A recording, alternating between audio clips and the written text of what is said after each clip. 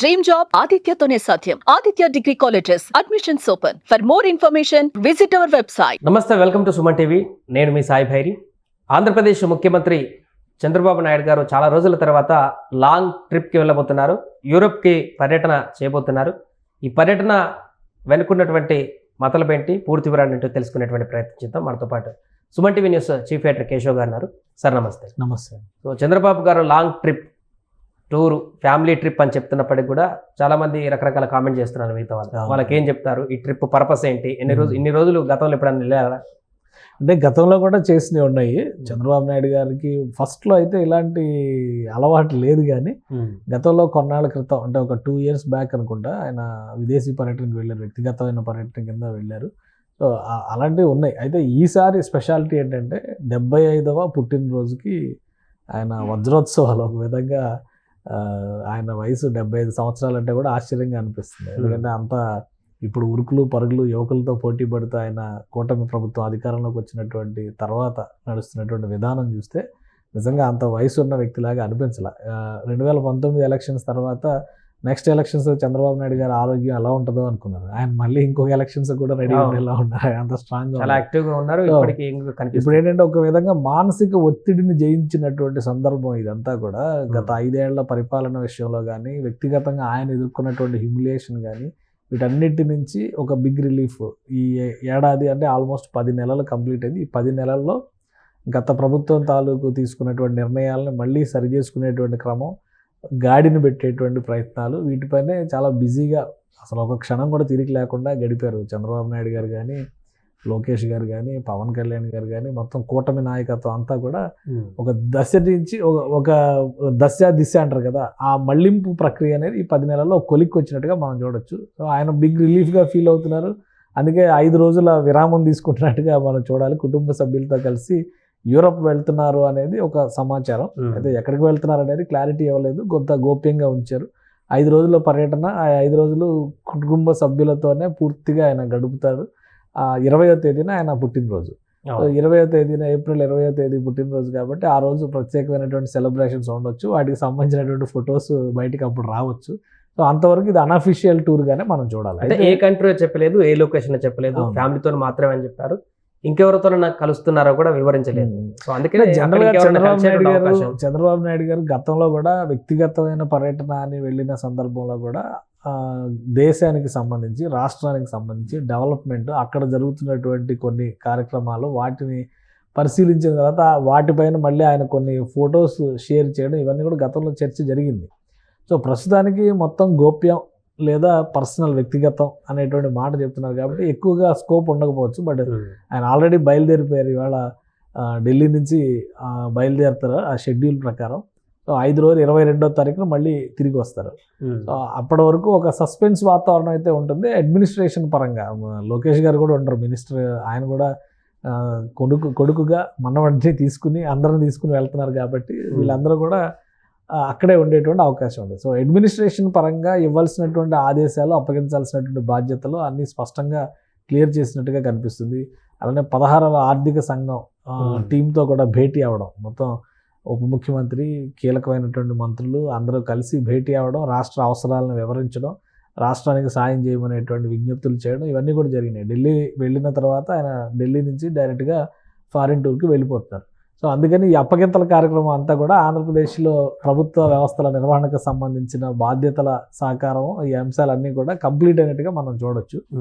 So ఈ 2 రోజులు 3 రోజుల్లో ఆయన సెలబ్రేషన్స్ కానీ, ఆయన ఎటువంటి మెసేజ్ ఇస్తారని కానీ, అయితే ఒక విషయం గుర్తుపెట్టుకోండి, మీరు లాస్ట్ టైం ఒకసారి ఇలానే ఆయన విదేశీ పర్యటనకు వెళ్ళిన సందర్భంలో రాష్ట్రంలో ఏదో తుఫాను విపత్తు వచ్చినప్పుడు అక్కడి నుంచి ఆయన సమీక్ష చేశారు. సో అలాంటి సందర్భాలు చాలా ఉన్నాయి. కంప్లీట్గా డిస్కనెక్ట్ అయిపోయి ఉంటారని అనుకోవడానికి అవకాశం లేదు. బట్ ఆయనకు ఉన్నటువంటి వ్యవస్థల ద్వారా ఆయన అటాచ్ అయ్యి ఉంటారు, ఇన్ఫర్మేషన్ ఎప్పటికప్పుడు తెలుసుకుంటూ ఉంటారు. సో అవసరమైన సందర్భంలో ఆయన ఆదేశాలు ఇస్తారు. అవసరమైతే ఆయన ఆన్లైన్లో మనకి అవైలబుల్ వచ్చి మరి కూడా ఆంధ్రప్రదేశ్ రాష్ట్రానికి సంబంధించినటువంటి అంశాలపైన స్పందించే అవకాశం చాలా క్లియర్గా ఉంటుంది. ఒకటేంటంటే చాలా కాలం తర్వాత ప్లస్ 75 ఏళ్ల వయసులో సాధించినటువంటి విజయం, కూటమి ప్రభుత్వం సాధించినటువంటి విజయం, గత 10 నెలల్లో మొత్తం గాడిని పెట్టేటువంటి క్రమంలో ఒక్క నిమిషం కూడా విరామం లేకుండా శ్రమిస్తున్నారనేది మనం కాదు, దేశవ్యాప్తంగా జాతీయ మీడియా కూడా చెప్తుంది. చంద్రబాబు నాయుడు గారు ఎలా తిరిగారు ఈ వయసులో కూడా. ఈ పూట అమరావతిలో ఉండి అక్కడి నుంచి బెంగళూరు ముంబై వెళ్ళి, ముంబై నుంచి ఢిల్లీ వెళ్ళి, ఢిల్లీ నుంచి మళ్ళీ హైదరాబాద్ వచ్చి ఇట్లా ఒక షటిల్ సర్వీస్ లాగా పనిచేశారు గత 10 నెలల కాలంలో. సో ఒక చిన్న బ్రేక్ అని చెప్పని మనం అనుకోవాల్సి ఉంటుంది. ఏ విపత్తు రాకపోతే ఆయన ప్రశాంతంగా బ్రేక్ తీసుకుని వస్తారు. ఏదైనా విపత్తు వస్తే వెంటనే ఎంటర్ అయ్యేటువంటి ఛాన్సెస్ కూడా క్లియర్గా అంటే యాదృచ్ఛికంగా జరిగినప్పటికీ కూడా ఇటు తెలంగాణ ముఖ్యమంత్రి కూడా విదేశాల్లో ఉంటున్నారు, ఆంధ్రప్రదేశ్ ముఖ్యమంత్రి గారు కూడా విదేశాల్లో ఉంటున్నారు. వీరేమన్నా కలిసేటువంటి అవకాశం ఏమైనా ఉందా అనేటువంటి కొన్ని కామెంట్లు కూడా. అదే అంటే అది అంత అవకాశం ఉండదు. ఇప్పుడు వెళ్తుంది యూరోప్ అని అంటున్నారు. సో యూరోప్ వెళ్తారా, సింగపూర్ వెళ్తారా, దాన్ని క్లారిటీ లేదు. కాబట్టి ఆయన రేవంత్ రెడ్డి గారిది అఫీషియల్ టూరు. ఆల్రెడీ ఆయన జపాన్లో ఉన్నారు. ఈరోజు సోనీ కార్పొరేషన్ టీంతో కూడా ఆయన భేటీ అవుతున్నారు. తోషిబా ప్లాంట్ విజిట్ కూడా ఉంది. సో అది అఫీషియల్ టూరు. పక్కన శ్రీధర్ బాబు గారు ఉన్నారు, చాలా మంది ఉన్నారు. తెలంగాణ అఫీషియల్స్ కూడా టీం వెళ్ళారు. అంటే కలిసేంత అవకాశాలు ఉండకపోవచ్చు, కలిసే మాట్లాడుకునేంత అవసరాలు కూడా ఉండకపోవచ్చు వాళ్ళకి. ఏదైనా మాట్లాడుకోవాలంటే రకరకాల ఆప్షన్స్ ఉన్నాయి. కాబట్టి ఇప్పుడు ఎవరి స్పెక్యులేషన్స్ వాళ్ళవి. అయితే ఒకటేంటంటే క్లియర్గా రేవంత్ రెడ్డి గారు కూడా తెలంగాణ రాష్ట్రంలో పరిశ్రమలను తీసుకురావడం గురించి, ఆయన ఫ్యూచర్ సిటీ అని ఏదైతే విజన్ చేస్తున్నారో దానికి తగ్గట్టుగా కొన్ని నిర్ణయాలు. ఎందుకంటే జపాన్లో ఇప్పుడు ఏఐ బేస్డ్గా నడుస్తున్నటువంటి వ్యవస్థలపైన ప్రత్యేక అధ్యయనం కోసం ఆయన వెళ్ళారు. వాటిని హైదరాబాద్ తీసుకురావడానికి కానీ, ఇక్కడ కొలాబరేషన్స్తో స్టార్ట్ చేసేటువంటి ప్రయత్నాలు కానీ, నిజానికి మన దేశం మొత్తంలో జపనీస్ కొలాబరేషన్తో పనిచేసేటువంటి ఎక్కువ యాక్సెసిబిలిటీ తీసుకున్నటువంటి తెలుగు స్టేట్సే. గతంలో చంద్రబాబు నాయుడు గారు ఉన్నప్పుడు హైదరాబాద్ని బేస్ చేసుకొని చేసి, ఇప్పుడు అక్కడ శ్రీ సిటీ బేస్డ్గా జపనీస్ యాక్టివిటీస్ చాలా ఎక్కువ నడుస్తున్నాయి. జపనీస్ ఇన్వెస్ట్మెంట్స్ కూడా సెకండ్ హైయెస్ట్ ఇండియాలో. సో అలా అక్కడ కనెక్ట్ అయ్యారు. ఇప్పుడు తెలంగాణ కూడా కనెక్ట్ అయ్యేటువంటి ప్రయత్నం చేస్తుంది. పెద్ద పెద్ద కంపెనీలు తోషిబా కానీ, సోనీ లాంటి వాటితో కానీ ఎటువంటి అగ్రిమెంట్స్ జరిగినా కానీ రాష్ట్రానికి ప్రయోజనాలు ఉంటాయి. సో ఈయన ఆస్పెక్ట్ ఈ విధంగా ఉంది. చంద్రబాబు నాయుడు గారు వెళ్తుంది ప్యూర్లీ పర్సనల్. కాబట్టి ఆయన కలుస్తారు అనుకోవడం అది స్పెక్యులేషన్. రాజకీయంగా ఏంటంటే ఏ 2-3 డాట్స్ కనబడినా కానీ కలిపి ముగ్గేయడం ఎలా నేర్చుకోవడం మొదలుపెట్టారు సోషల్ మీడియా ఎక్కువ వచ్చిన తర్వాత. కాబట్టి వాళ్ళిద్దరూ వెళ్తున్నారనగానే ఏదో జరిగిపోతుంది అనుకుంటే అది పొరపాటు. అలా అనుకుంటే గతంలో జగన్మోహన్ రెడ్డి గారు కూడా చాలాసార్లు పర్సనల్ టూర్స్ అని చెప్పని వెళ్ళారు. ఆయన ఎక్కడికి వెళ్ళారనేది కూడా తెలియదు. తర్వాత దాని మీద కూడా రకరకాల రాజకీయ ప్రకటనలు జరిగినాయి, రాజకీయ దుమారాలు రేగినాయి. కాబట్టి ఇది సహజం ఇలా జరగడం అనేది.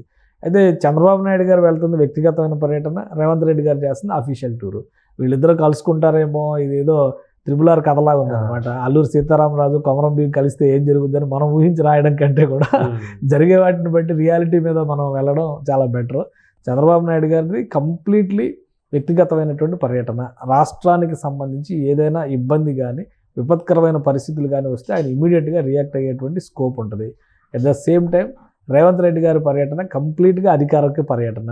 సో ఆయన తీసుకోబోయేటువంటి నిర్ణయాలు, ఆయన నడపబోయేటువంటి భేటీలు, మీటింగ్లు, వాటి సారాంశాలు ఎప్పటికప్పుడు అఫీషియల్గానే బయటకు వస్తాయి. చంద్రబాబు గారు గతంతో పోలిస్తే కొంత భిన్నంగా కనిపిస్తున్నట్టు అనుకోవచ్చు. ఎందుకంటే ఫ్యామిలీకి అంత ముందుతో పోలిస్తే ఈ మధ్య కాలంలోనే కొంత ఎక్కువ సమయాన్ని కేటాయిస్తున్నట్టుగా కూడా చూస్తున్నాం. అంటే ఇది చెప్పాలంటే ఇంకో 15 ఏళ్ళు వెనక్కి వెళ్లాల్సి వస్తుంది. చంద్రబాబు నాయుడు గారు అంతకు ముందర కూడా ఫ్యామిలీకి చాలా తక్కువ టైం ఇచ్చేవాళ్ళు. 2004 వరకు ఆయన అధికారంలో ఉన్నప్పుడు అయితే ఇంకా ఘోరంగా పని రాక్షసుడు అని చెప్పని అనేవాళ్ళు ఆయన్ని. ఆయన నవ్వడం కూడా చేత కాదు, నవ్వడం మర్చిపోయారని విమర్శలు చేసినటువంటి ప్రత్యర్థులు కూడా ఉన్నారు. దానికి కాంట్రాస్ట్గా చూస్తే రాజశేఖర రెడ్డి గారు అయితే సంవత్సరంలో ఒకసారి ఫ్యామిలీతో ఒక టూర్ వెళ్ళడము, ఇటువంటివన్నీ కూడా ఆయన ప్లాన్ చేశారు. తర్వాత కాలంలో చంద్రబాబు నాయుడు గారిలో చాలా మార్పు వచ్చింది.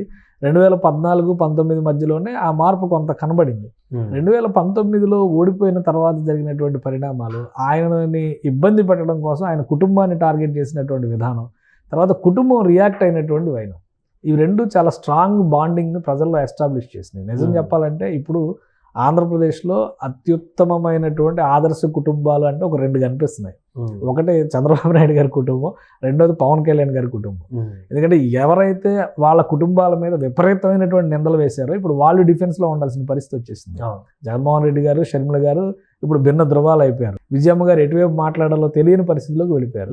కానీ చంద్రబాబు నాయుడు గారు కష్టంలో ఉండగా, ఆయన జైల్లో పెట్టగా వెంటనే అప్పటి వరకు అసలు ఏ రోజు కూడా బయటికి రానటువంటి భువనేశ్వర్ గారు ప్రజాక్షేత్రంలో తిరగాల్సిన పరిస్థితి వచ్చింది. ఈరోజు అధికారంలోకి వచ్చిన తర్వాత కూడా అదే పొరబడి కొనసాగిస్తున్నారు. ఇక లోకేష్ గారి మీద ఎన్ని విమర్శలు చేసినా బ్రాహ్మణి గారు ఏ రోజు బయటికి రాలా, కనీసం అఫీషియల్గా ఎక్కడ రియాక్ట్ అయిన సందర్భాలు కూడా లేవు. కానీ చంద్రబాబు నాయుడు గారి అరెస్ట్ తర్వాత ఆమె నిలబడినటువంటి విధానం, ఈరోజు మంత్రి అయిన తర్వాత కానీ, ఆయన ముఖ్యమంత్రి అయిన తర్వాత కానీ వాళ్ళు వివిధ రకాల కార్యక్రమాల్లో ఇన్వాల్వ్ అవుతున్నటువంటి వైనం. తిరుమలలో ఇచ్చేటువంటి పట్టు వస్త్రాల దగ్గర నుంచి మంగళగిరి పుణ్యక్షేత్రంలో బ్రాహ్మణి గారు, నారా లోకేష్ గారు పట్టు వస్త్రాలు తీసుకెళ్ళినటువంటి సందర్భం చూస్తే కూడా ప్రతి ఒక్కరికి కూడా ముచ్చటేసింది. అంటే కుటుంబ విలువలకు ఇస్తున్న ప్రాధాన్యం అందులో కనబడింది. అలానే పవన్ కళ్యాణ్ గారి విషయంలో చూస్తే కూడా ఈ మధ్య రీసెంట్గా జరిగింది. తిరుమలలో ఆయన భార్య యానా లెజినోవా ఆమె వెళ్ళి తలనీలాలు ఇచ్చినటువంటి విధానం ఇవి చూసిన తర్వాత చాలామందికి బయట చెప్పేటువంటి చెత్త రాద్ధాంతపు ప్రచారాలు ఎవరు నమ్మాలని అనుకోవట్లా. సో వాళ్ళ మధ్య కుటుంబ విలువ పవన్ కళ్యాణ్ గారు గెలిచినప్పుడు చిరంజీవి గారి కాళ్ళ మీద పడినటువంటి విధానం దేశం మొత్తాన్ని కూడా టచ్ చేసింది. అంటే అన్నదమ్ముల అనుబంధానికి ఒక ప్రతీకగా నిలబడింది. సో బయట ఎన్ని రాళ్ళు వేస్తే వాళ్ళు అంత బలపడ్డారని చెప్పి మనం అర్థం చేసుకోవచ్చు ఆ రెండు కుటుంబాలు కూడా. సో కుటుంబ విలువల విషయంలో చూస్తే అలా ఉంది. ఈరోజు చంద్రబాబు నాయుడు గారు ఏంటంటే ఈ సందర్భాల నుంచి ఆయన ఇంకొంత పాఠం నేర్చుకున్నారు. ఆయన ఎప్పుడు స్టూడెంటే, ఆయన చెప్తా ఉంటారు ఎప్పటికీ నేను స్టూడెంట్నే, అన్నీ నేర్చుకుంటున్నాను. అదే క్రమంలో కుటుంబం నిలిచినటువంటి విధానం, ఆయనకు జరిగినటువంటి అనుభవాలు వీటన్ని చూసినా కుటుంబానికి ఇంకెంత ప్రాధాన్యం ఇవ్వాలి. ఇంకెంత సమయం ఉంటుంది మన జీవితంలో, 75 ఏళ్ళ వయసుకు వచ్చేసారు కదా ఆయన. సో అందుకని కుటుంబంతో గడిపేందుకు, మనవడితో గడిపేందుకు కొంత ప్రాధాన్యం ఇస్తున్నారని చెప్పి అనుకోవాలి. 75వ పుట్టినరోజు అనేది కూడా ఒక వ్యక్తి జీవితంలో, అది కూడా సంపూర్ణ ఆరోగ్యంతో జరిగేటువంటి పుట్టినరోజు, పైగా అధికారంలో ఉండి జరుగుతున్నటువంటి పుట్టినరోజు కాబట్టి ఆ కుటుంబంలో ఒక ఆనంద క్షణంగా ఆయన భావించి ఉండొచ్చు. అందుకనే కుటుంబ సమేతంగా ప్రత్యేకమైనటువంటి ఈ యాత్రకి ప్రణాళిక వేసి ఉండొచ్చని అనిపిస్తుంది చూస్తే. రైట్. అది ప్రస్తుతం ఆంధ్రప్రదేశ్ ముఖ్యమంత్రి చంద్రబాబు గారు ఫ్యామిలీతో పాటుగా తన జన్మదిన వేడుకలకు ఇతర దేశాలకు వెళ్ళి అక్కడ ఫ్యామిలీతో కొంత టైంని స్పెండ్ చేసి కొంత రిలాక్స్ అయ్యేందుకైతే ఈ టూర్ ప్లాన్ చేసినట్టు కనపడుతుంది. 5 రోజుల పాటు ఆంధ్రప్రదేశ్కి దూరంగా కొంత ఆ వ్యక్తిగత జీవితానికి దగ్గరగా ఉండేటువంటి ప్రణాళికలో భాగంగా ఈ పర్యటన మాత్రం షెడ్యూల్ అంతా కూడా ఖరారైనట్టుగా కనపడుతుంది. సుమన్ టీవీలో మీ పర్సనల్ అండ్ బిజినెస్ ప్రమోషన్స్ కోసం కింది నెంబర్కి కాంటాక్ట్ చేయండి.